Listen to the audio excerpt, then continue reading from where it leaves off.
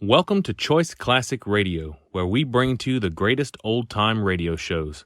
Like us on Facebook, subscribe to us on YouTube, and thank you for donating at choiceclassicradio.com.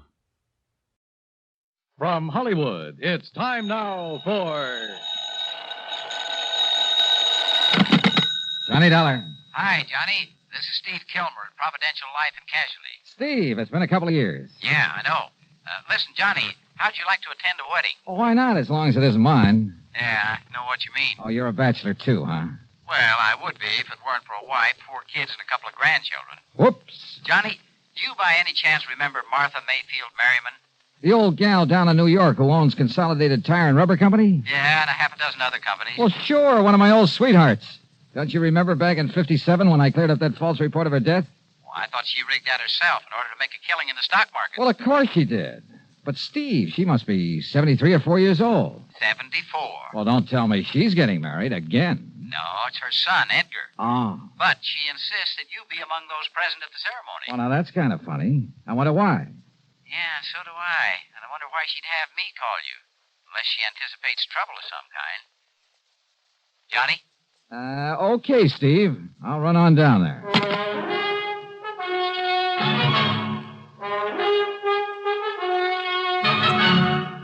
Bob Bailey in the exciting adventures of the man with the action-packed expense account, America's fabulous freelance insurance investigator. Yours truly, Johnny Dollar.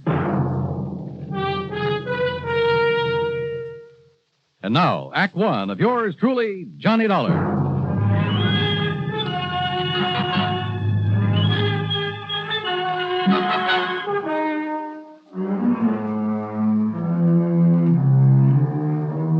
Expense account submitted by Special Investigator Johnny Dollar to the Providential Life and Casualty Insurance Company, Home Office, Hartford, Connecticut.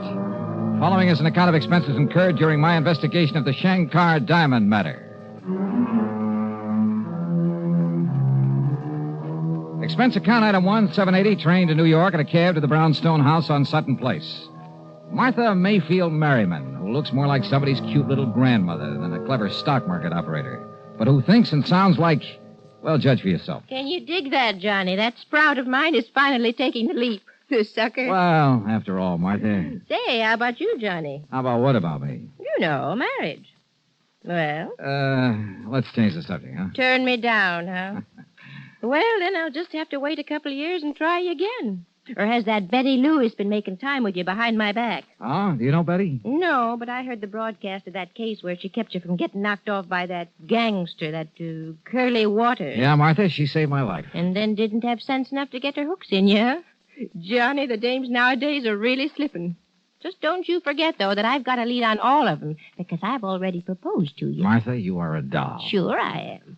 And if I was a couple of years younger, Johnny, I'd run you ragged. Well, what do you mean if you were a couple of years younger? Have you forgotten our night on the town after I handled that other case for you? Say, we really had a ball, didn't we? Oh, boy. It took me nearly a week to recover. Well, then we'll just have to do it again after this wedding's over with. Speaking of which, how would you like a little snort? Larkin! Well, don't you think maybe we'd better... Oh, of course you would. Larkin! Larkin! You called, madam? Fine thing, snooping around outside the door, eh? Trying to find out what Johnny Dollar's doing here. Oh, certainly not, madam. Of course you were. Now bring us a couple of drinks. Scotch on the rocks okay, Johnny? Sure, anything. Well, hop to it, Larkin. Oh, and crack the wall safe and bring me the ring.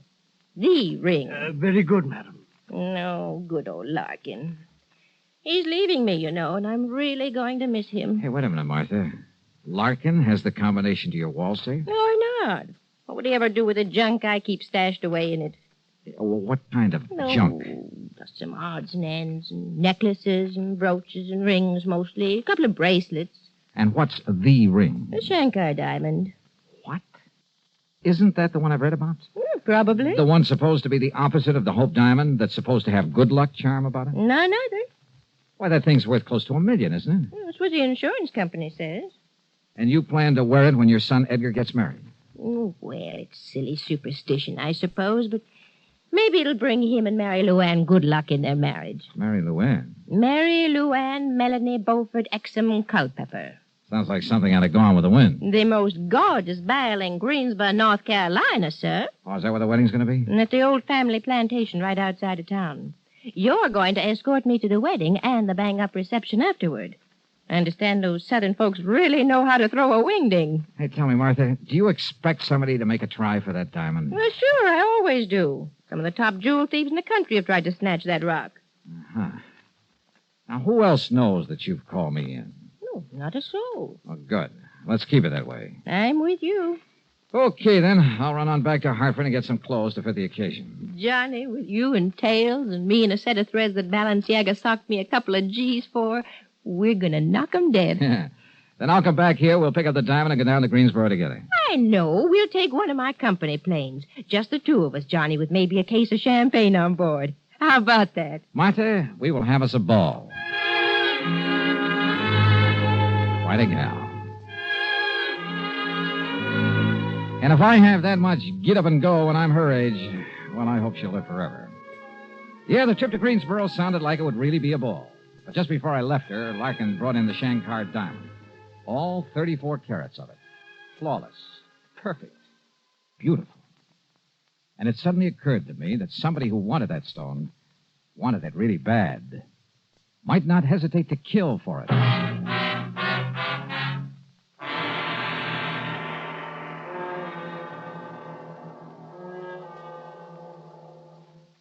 Act two of yours truly, Johnny Dollar, in a moment.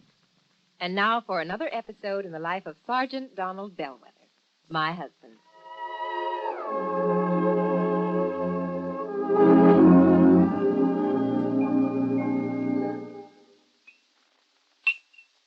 Oh, that's what I call a good dinner, Rita. Oh, that was delicious. Well, I'm glad to hear that, dear. More coffee? Yeah, just about a half a cup, please. All right. There you are. Thank you. Now, tell me all about your safety class. Did the boys enjoy your speech? Oh, yeah, they sure did. Thanks to you, I did quite well. My lieutenant complimented me afterward. Well, good. Yeah, but that same lieutenant threw me a curve, too. How, dear? Well, after I gave my talk, he asked the men if there were any questions. Well, that did it. But one of the guys stood up and said, look, Sarge, you claim there were over 95,000 deaths and over 9.5 million people injured in accidents in the U.S. last year. Looks to me like all those safety campaigns and slogans are doing no good at all. Well, how did you answer it? I didn't. I couldn't think of an answer. I got out of it by saying I'd have more facts and figures at the next meeting. All right, let's see now. Oh, yeah, here it is. Now, first, Sergeant Bellwether, you start off by telling the boys that since 1913, the accidental death rate has been reduced 35%. Mm-hmm. Or, in other words, if there hadn't been campaigns and safety measures put into effect to reduce accidents, almost 1 million more people would have been killed in the last 46 years. Isn't that right? It certainly is. I'm reading it right out of the National Safety Council record book. Oh, and another thing. Accidents in the farming areas are much higher than in the cities. Now, do you know why? Why? Because in rural areas, there are fewer policemen enforcing safety laws and less traffic signs and signals to guide the motorists. Mm-hmm. You know, many more cars travel the city streets, and yet the per capita rate of accidents is much higher in the rural areas. Of course, the reason is obvious. In the city, more safety measures are instituted and obeyed. Reba, you are wonderful. That's a good, logical answer. I don't know what I'd do without it. Oh, that's my Donald. That's my doll.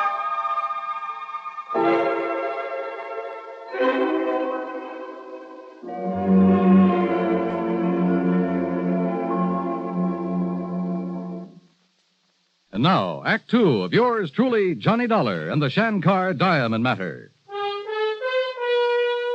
Expense account item 2, $16.50, the trip to Hartford for my formal clothes, then back to New York and the home of Martha Mayfield Merriman. By the time I arrived, she was packed for the trip to Greensboro, North Carolina, and the wedding of her son Edgar. Her chauffeur drove us to the airport and then, much to my surprise, took over as pilot of the huge private 2-engine plane that was waiting for us. Within a few minutes, we were airborne and on our way. And in my pocket was the ring, the Shankar Diamond. What are you looking so glum about, Johnny? You, Martha. Oh, what are you talking about? I'm the one who ought to have the sourpuss. I proposed to you. You turned me down. Martha, I don't think you really level with me. You think I wouldn't marry you? You're good-looking. No. I mean about this diamond.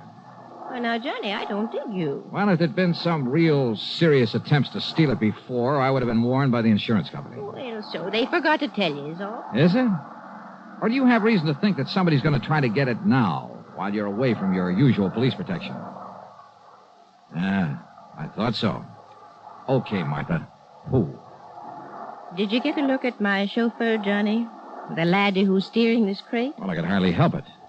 If you mean to say... Yes. Yes, Johnny, I think the only reason Eric ever took a job with me was to get his hands on that diamond. Eric who? Eric Melvin Chatterley. Shanker. Yes, he's a distant cousin of Larkin, my butler, And Larkin's leaving you shortly. to spend his last days in his beloved England. Did Larkin recommend him to you? No. Actually, he didn't even know much about Eric, in spite of their being related. Well, how long has Larkin been with you? Oh, years. And this Eric? 5 or 6 months. Martha, why do you suspect him? Well, now, 2 reasons. In checking up on him after I hired him, I found out that his old man, Byron Chatterley, is still serving time in an English prison. What for? He was a jewel thief. Sure. I remember reading about him. He was a real expert, painstaking and patient. Spent over 3 years working on a plan to get hold of the crown jewel. But he didn't plan long enough, and that's when they nabbed him. And if some of the head shrinkers are right, if crime is in Eric's blood, well, What was your second reason? about a week ago, I found Eric alone in the study. And I think he was casing the wall safe. But you're not sure. He had a dust cloth, and he started flicking it around, muttering something about giving Larkin a hand, which is highly unlikely. You didn't accuse him. No. I just made it known that I was going to take the diamond with me to the wedding, and I sent for you. But if he knows who I am, what my business is... I don't see how he can. I beg your pardon, madam. Wait, Johnny, is there any way he could have been hearing us up there in the pilot's compartment? No, I don't see how. Yes, Eric?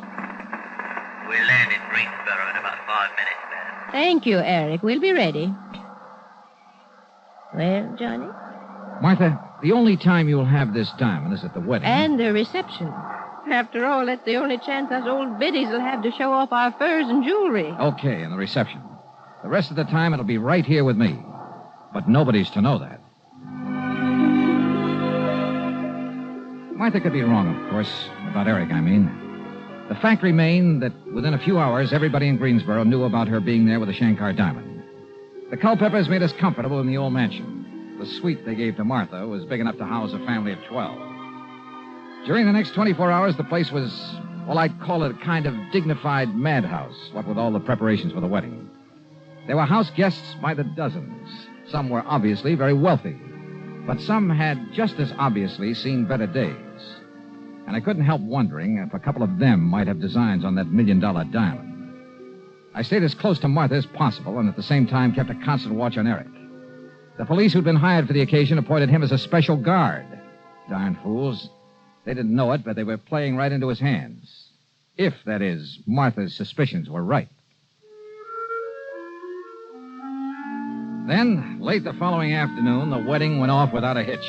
The blushing bride was beautiful, and the bridegroom looked appropriately happy. After the ceremony, the ladies all retired to bedeck themselves in their most fetching gowns and furs and jewels. And finally, about 8 p.m., the big reception got underway.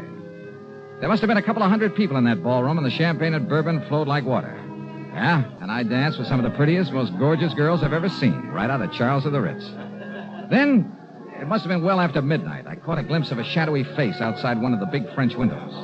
As I looked again, it disappeared, but I was sure that it was Eric. I excused myself from Martha, with whom I'd been talking, and, well, that was a mistake.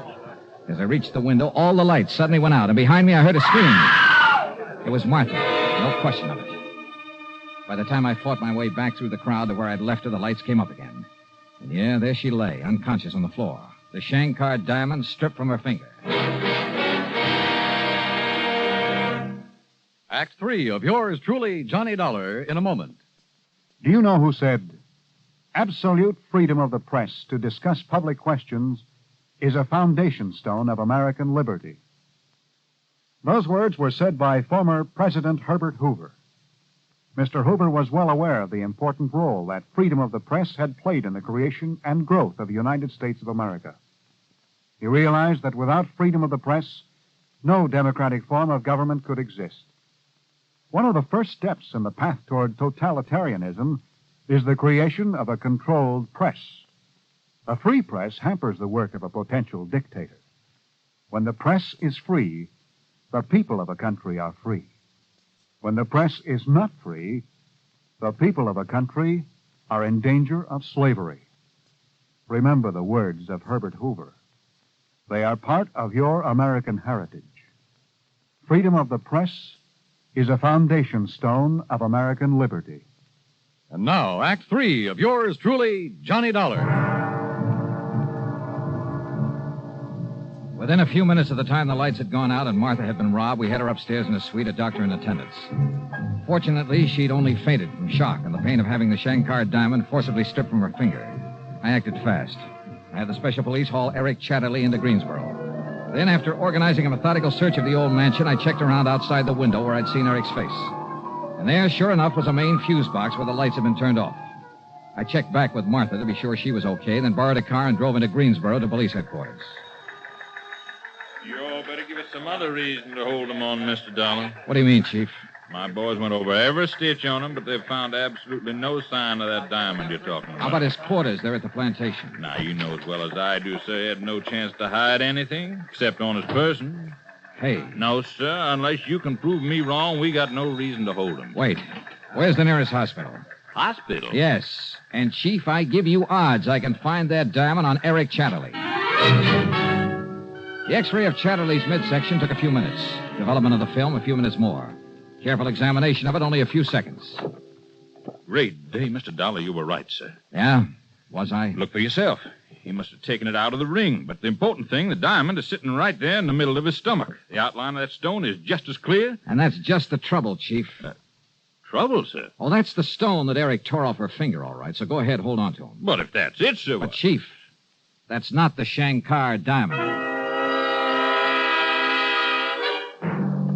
All right, Governor, all right. You caught me with the ready goods on me, so I'll take the rap for it. And it won't be the first time. But you got to admit it was pretty clever of me. Clever? When you couldn't tell the difference between the real thing and a carefully made imitation? Imitation? That's right. The stone that you swallowed. No. He told me she had the real thing. When he got me the job with her. Who, Eric? At least when he wrote me I should come over from England and apply for the... Who, Eric? I've said enough.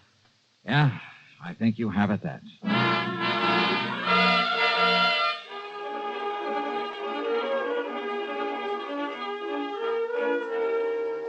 Eric have the combination of that wall safe? Of course not. As I told you, the You're only... sure, Martha?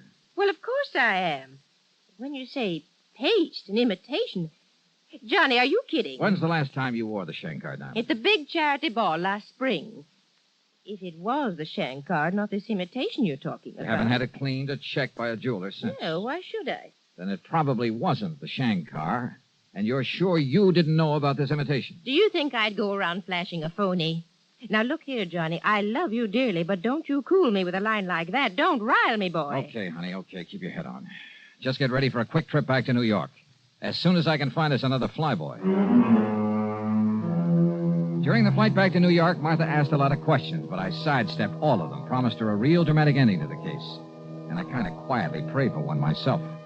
When we reached the old brownstone house on Sutton Place, we told Larkin the butler about the robbery. Then, at my insistence, went upstairs to his quarters on the 4th floor. Here you are, sir.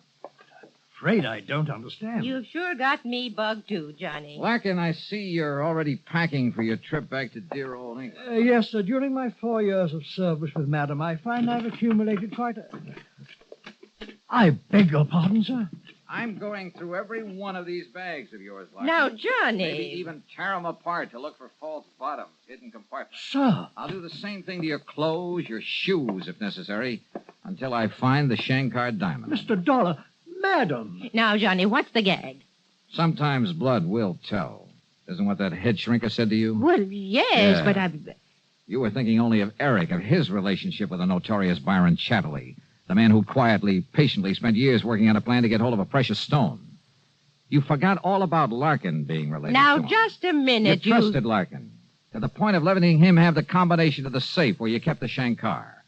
So he had an imitation made, a beauty, out of a thing they call strass. Strass? Yeah. It's a highly leaded glass that only an expert can tell from a real diamond when it's cut correctly.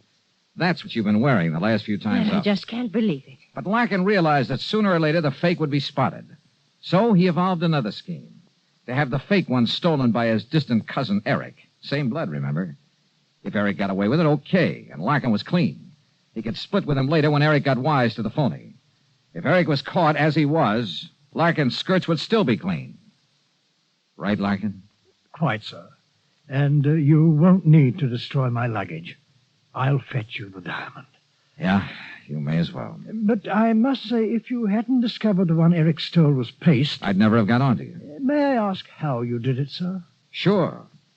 The X-ray of your beloved cousin's belly. Well, I realize, sir, that that's how you located the stone. It also told me it wasn't the real one. Well, so help me, Johnny, I don't dig you.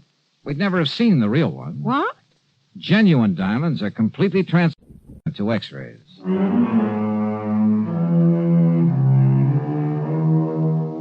So, the diamond's safe and sound, and Larkin and his dearly beloved cousin are in the clink. Martha was a bit upset over what Larkin had done, but, well, she'll get over it. Yeah, and I sure hope I get over this headache. That brawl she threw for me by way of celebration was a dilly. Expense account total, including incidentals and the trip back to Hartford, call it $50. Yours truly, Johnny Dollar.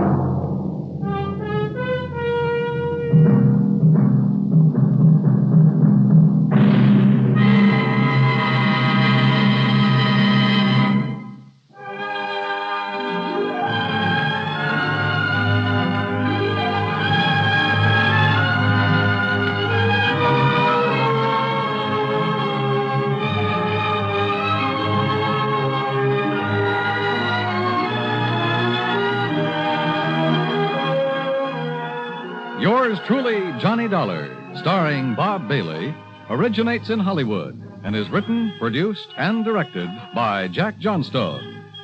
Heard in our cast were Lillian Bayef, Jack Edwards, Barney Phillips, Forrest Lewis, and Eric Snowden. Be sure to join us next week, same time and station, for another exciting story of yours truly, Johnny Dollar.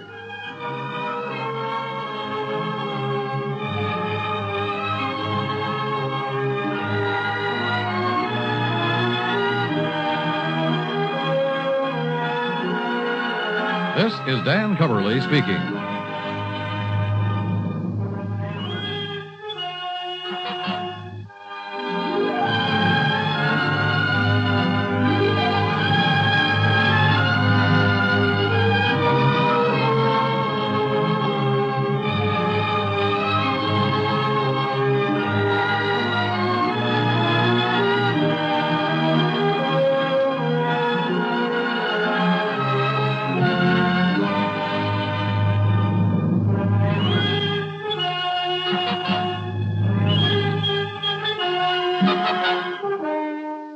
Johnny Dollar has come to you through the worldwide facilities of the United States Armed Forces Radio and Television Service.